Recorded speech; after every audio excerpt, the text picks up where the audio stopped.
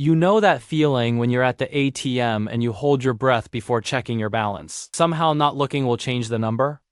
Or when your phone buzzes with a notification and your stomach drops because it might be your bank telling you you're overdrawn.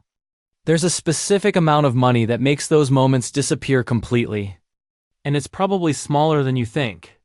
Most people believe you need some massive amount saved up before your life actually changes. Maybe $50,000 or $100,000 before you can stop worrying about money. But here's what nobody talks about. There's a much smaller milestone that creates an almost immediate transformation in how you experience daily life. And once you hit it, you'll wonder how you ever survived without it. That number is $3,000. My name is Mike. And I spend way too much time analyzing money, financial psychology, and why some people seem to handle financial stress effortlessly while others are constantly one unexpected expense away from total disaster. If you're tired of feeling anxious every time you have to spend money and want to understand what it actually takes to feel financially secure, make sure to hit that subscribe button and give this video a thumbs up if it helps you see your financial situation differently. Now, before we dive into why $3,000 is such a powerful milestone, let me ask you something. When was the last time you had an unexpected expense pop up? Maybe your car needed new tires, maybe your phone died and needed replacing, or maybe you just got hit with a medical bill you weren't expecting. How did that feel? If you're like most people, that unexpected expense probably triggered immediate stress. You started calculating whether you could pay it without going into overdraft, whether you'd need to put it on a credit card, or whether you'd have to skip paying some other bill to cover it. That stress isn't just uncomfortable. It's literally affecting your brain chemistry and decision-making ability. Here's what most financial advice gets wrong. They tell you to save 6 months of expenses for an emergency fund, which might be $15,000 or $20,000, or even more depending on where you live. That's great advice in theory, but it's completely useless for someone who's starting from zero. Telling someone who can barely save $100 a month that they need to save $20,000 is like telling someone who can't run a mile that their first goal should be completing a marathon. It's technically correct, but psychologically devastating. The truth is, you don't need 6 months of expenses saved to transform your financial life. You need $3,000, and here's why this specific amount is so powerful. $3,000 covers roughly 80% of the financial emergencies that derail people's lives. Think about the unexpected expenses that have hit you over the past few years: car repairs, medical bills, home maintenance, replacing broken appliances, emergency travel, unexpected tax bills. The vast majority of these situations cost less than $3,000. Some might be $500, others might be $1,500. But very few of the day-to-day financial emergencies exceed $3,000. This means that once you have $3,000 saved, you've effectively insulated yourself from most of the financial chaos that keeps people stuck in the paycheck cycle. You're not bulletproof, but you're no longer vulnerable to every little thing that goes wrong. But here's where it gets really interesting. The benefit of having $3,000 saved isn't just about covering emergencies. It's about what happens to your brain when you know that money is sitting there. Psychologists have identified something called the scarcity mindset, which is basically what happens to your brain when you don't have enough money. When you're operating in scarcity mode, your entire mental bandwidth gets consumed by immediate financial survival. You can't think about the future because you're too busy trying to make it through the present. It's like trying to plan a vacation while your house is actively on fire. Sure, a vacation would be nice, but you've got more pressing concerns at the moment. This is why broke people often make financially suboptimal decisions, not because they're stupid or lazy, but because their brains are operating in crisis mode 24/7. When you save your first $3,000, something remarkable happens. Your brain shifts out of pure survival mode and into what we might call planning mode. Instead of constantly asking, "How do I survive this week?" you start asking, "How can I improve my situation?" That shift is absolutely massive. Let me give you a real example of how this plays out. Imagine your car's check engine light comes on. If you have zero savings, that light might as well be a countdown timer to financial apocalypse. You're immediately stressed about how you're going to pay for whatever's wrong, whether you can even afford to take it to a mechanic to get diagnosed, or if you'll need to just ignore it and hope the problem goes away. That stress affects everything. You're distracted at work because you're worried about your car. You're irritable with your family because you're stressed about money. You're losing sleep because you're lying in bed at night, catastrophizing about worst-case scenarios. And when you finally do get the car fixed, you probably end up putting it on a credit card at 20% interest because you don't have any other options. Now imagine the exact same scenario. But you have $3,000 in your savings account, the check engine light comes on. And yes, you're annoyed, but you're not panicked. You take the car to the mechanic, they tell you it needs $800 worth of repairs. And you just pay for it, no credit card debt. No missed payments on other bills, no stress spiral that affects every other area of your life. Same car, same problem, same repair cost, but completely different emotional and financial outcomes, based solely on whether you had $3,000 saved. This is what financial experts mean when they talk about money buying peace of mind. It's not about being able to buy expensive things. It's about not having to constantly worry about money. But here's something most people don't realize. The process of saving your first $3,000 is actually more valuable than the $3,000 itself. Let me explain what I mean by that.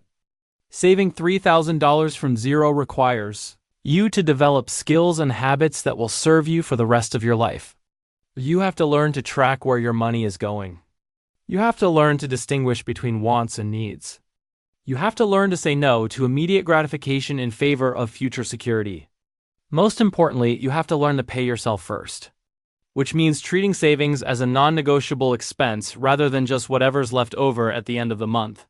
These aren't just financial skills. These are life skills that apply to literally everything. The discipline required to save $3,000 is the same discipline required to lose weight, build a business, learn a new skill, or achieve any other long-term goal. You're proving to yourself that you can commit to something difficult and follow through even when it's uncomfortable. This identity shift is huge. Before you saved $3,000, you might have thought of yourself as someone who's bad with money or who just can't seem to get ahead. After you save $3,000, you've become someone who can set a financial goal and achieve it. That change in self-perception affects every subsequent financial decision you make. Now let's talk about the math, because this is where things get really practical. How long does it actually take to save $3,000, and what does that process look like? If you can save $250 per month, you'll hit $3,000 in exactly 1 year. $250 a month breaks down to about $58 per week, or roughly $8 per day when you think about it in daily terms. It suddenly seems a lot more achievable. Can you find $8 per day to redirect toward savings?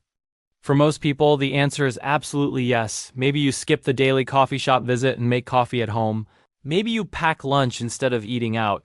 Maybe you cut one streaming subscription or cook dinner at home an extra night per week. None of these changes require you to live like a monk or give up everything you enjoy. They just require intentionality about where your money goes. If you can push that monthly savings to $300, you'll hit $3,000 in 10 months. At $400 per month, you're there in 75 months. The timeline is completely within your control based on how aggressively you want to approach it.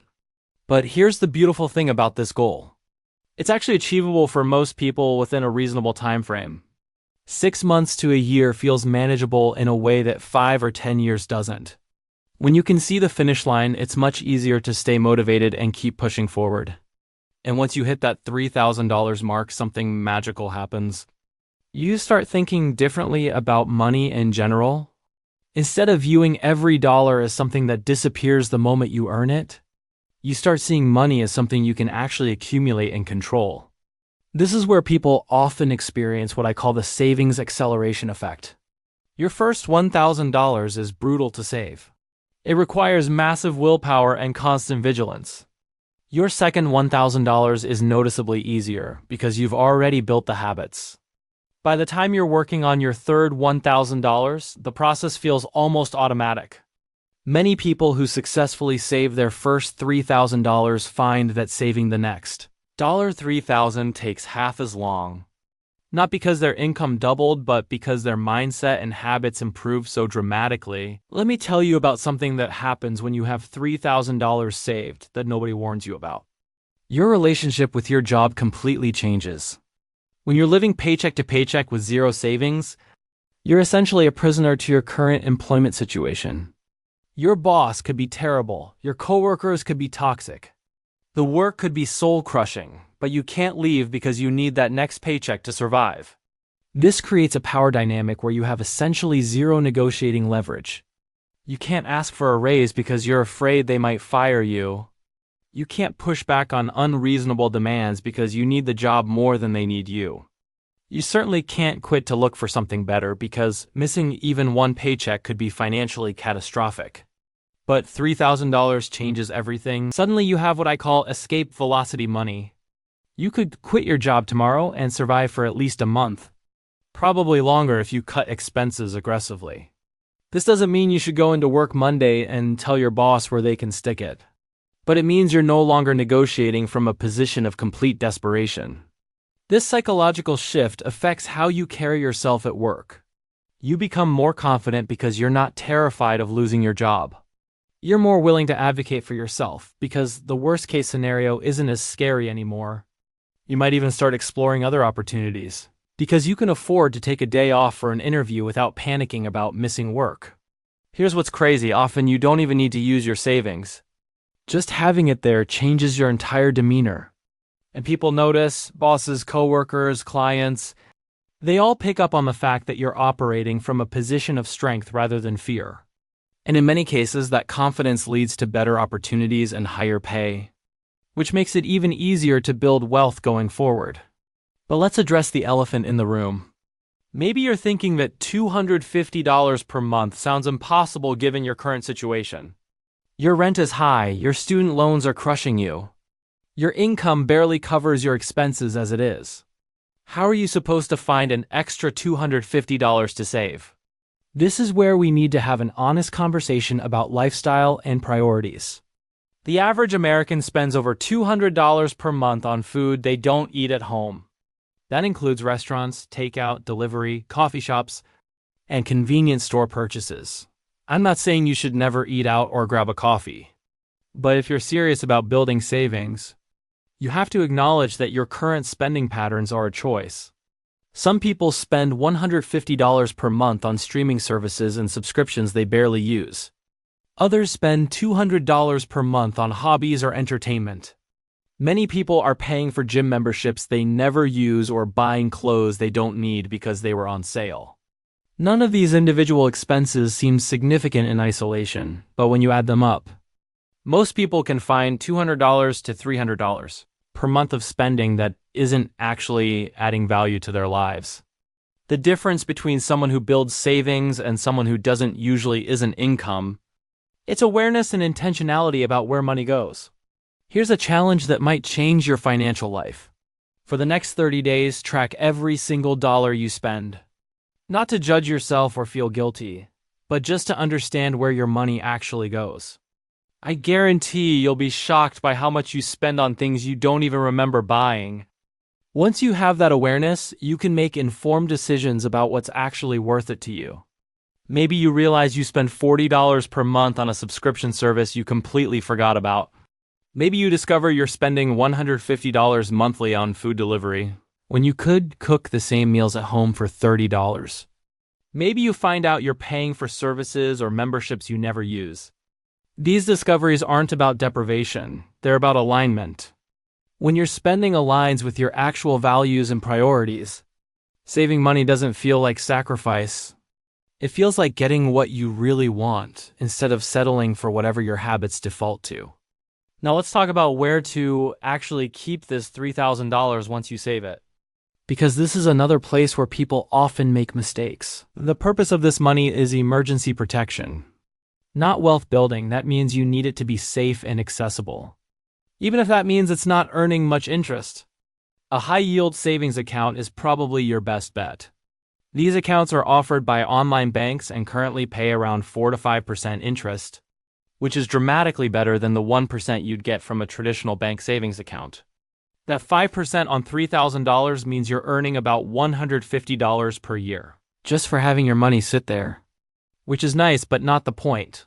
The point is that your money is completely safe. FDIC insured and available immediately if you need it. Don't invest this money in stocks. Don't put it in crypto. Don't use it as a down payment on an investment property. This $3,000 is your financial insurance policy, and insurance needs to be reliable above all else. Once you have this $3,000 saved and safely stored, you can start thinking about other financial goals like investing for retirement or saving for a down payment on a house. But until you have this foundation in place, those other goals are premature. You're trying to build the second floor before you finish the foundation. Here's something that happens when you have $3,000 saved that will probably surprise you. Your physical health often improves. This isn't just some woo-woo positive thinking nonsense. There's actual science behind this. Financial stress triggers the release of cortisol, which is your body's primary stress hormone.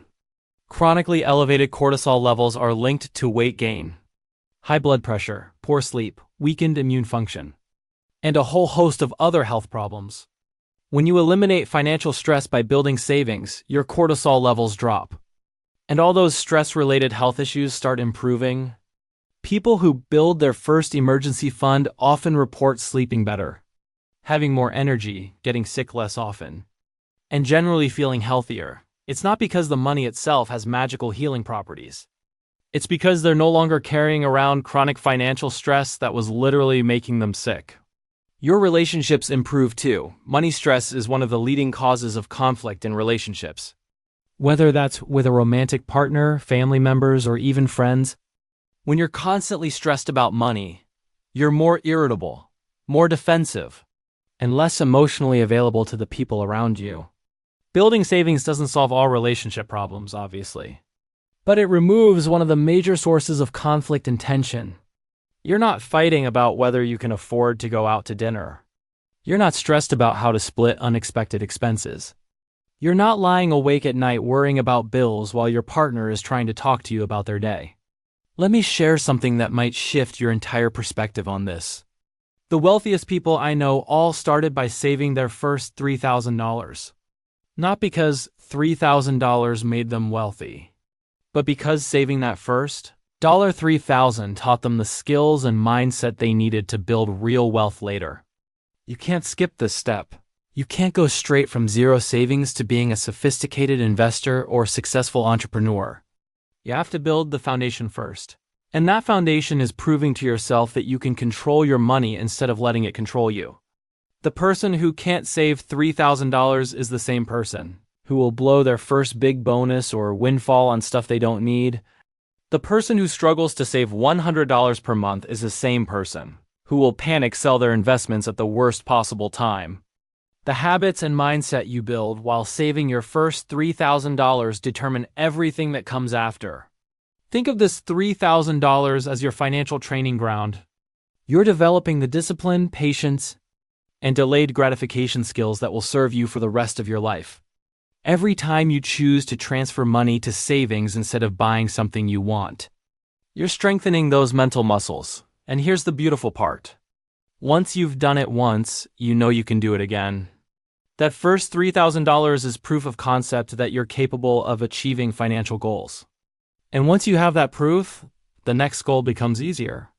And the one after that even easier still. So let's talk about the actual mechanics of saving your first $3,000. Because knowing you should save and actually doing it are two very different things. The single most effective strategy is automation. If you wait until the end of the month to see what's left over and save that amount, you'll save approximately $0. There will always be something else that feels more urgent or more important instead. Set up an automatic transfer from your checking account to your savings account that happens the day after you get paid. Treat this transfer like it's a bill that you have no choice but to pay. Because in a sense, you don't have a choice. You're paying your future self, and your future self is counting on you. Start with whatever amount feels doable, even if it's just $50 or $100 per month.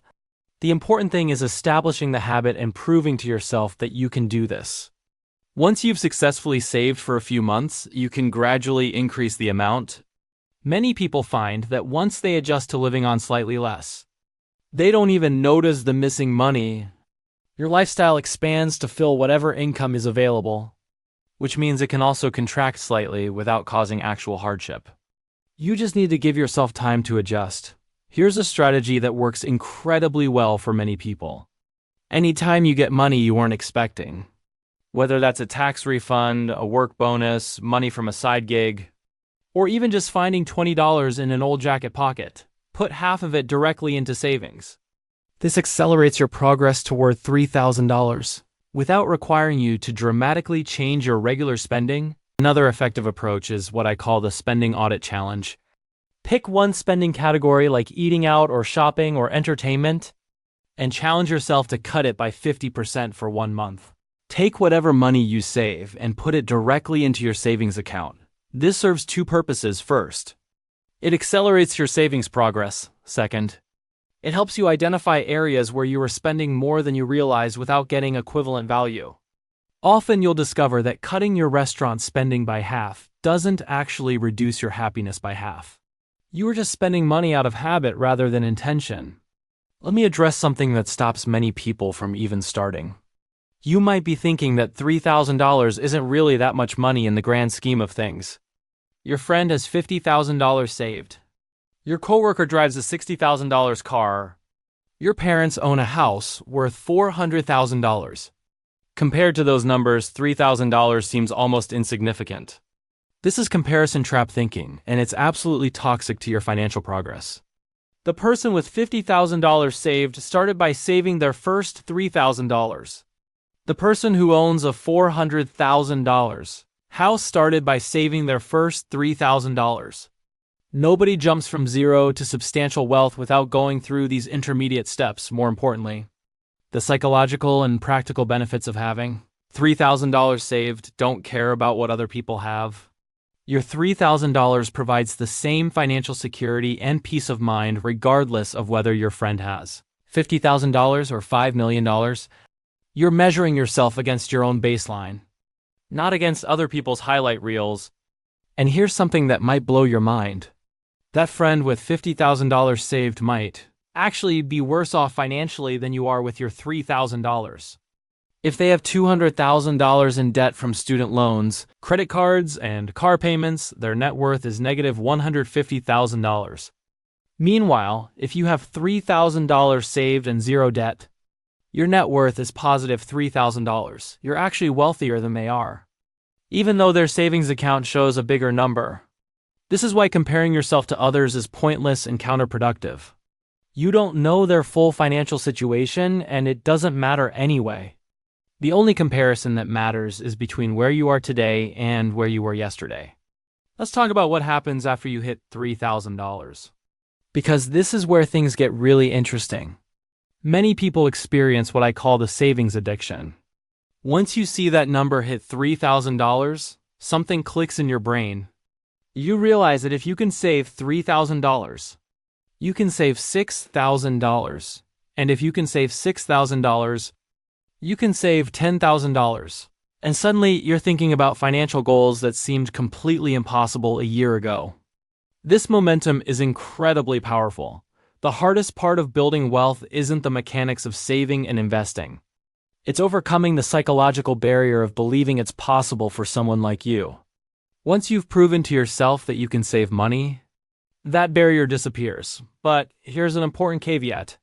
Once you hit $3,000, don't immediately rush to push it to $10,000 or $20,000. Take a moment to acknowledge what you've accomplished. You've done something that most Americans haven't done. You've built a financial foundation that will serve you for the rest of your life. That's worth celebrating. Maybe you treat yourself to something you've been wanting. But keep it reasonable. The point isn't to blow your savings on a celebration. The point is to acknowledge that you've achieved a significant milestone and you deserve to feel good about it. Then you can set your sights on the next goal with renewed motivation. For most people, the next logical goal after $3,000 is to build that emergency fund up to 3 to 6 months of expenses, which might be $10,000 or $15,000, or $20,000 depending on your situation. But you don't need to save that all at once. You can take a breather at $3,000. Maintain that level for a while and tackle the next phase when you're ready. Some people prefer to start investing once they hit $3,000 rather than continuing to build their emergency fund? There's no single right answer here. It depends on your personal situation, risk tolerance, and financial goals. The important thing is that you've built the foundation. Everything else is just building on top of that. Here's something that might change how you think about this entire process. Every successful person you admire, whether they're entrepreneurs, investors, or just people who seem to have their financial life together, they all started exactly where you are right now. They all had to save their first $3,000. They all struggled with the same doubts and challenges you're facing. The only difference between them and people who never build wealth is that they pushed through the discomfort and did it anyway. They made the sacrifices when it mattered. They delayed gratification when it was hard. They stayed focused on their goal even when it felt pointless, and now they're on the other side, living with a level of financial security and peace of mind that seemed impossible when they were starting out. That same transformation is available to you. The path is clear, the steps are straightforward, and the timeline is reasonable. The only question is whether you're willing to commit to the process. So here's my challenge to you starting today. Commit to saving your first $3,000, not someday, not next month, not after you get a raise or pay off your credit card. Starting today, set up that automatic transfer. Cut one unnecessary expense. Find one extra source of income. Do whatever it takes to start building momentum. Because 6 months from now, or a year from now, or a year from now, or whenever you hit that $3,000 mark, you're going to look back at this moment as the turning point. The day you decided to stop being a victim of your financial circumstances and start being the architect of your financial future. That $3,000 isn't just money sitting in an account. It's freedom from financial anxiety. It's the foundation of everything you'll build after. It's proof that you're capable of achieving goals that once seemed impossible. Most importantly, it's the first step on a journey that will completely transform your relationship with money. Your future self is counting on the decision you make right now. Don't let them down. Start building that $3,000 today. And I promise you'll thank yourself later.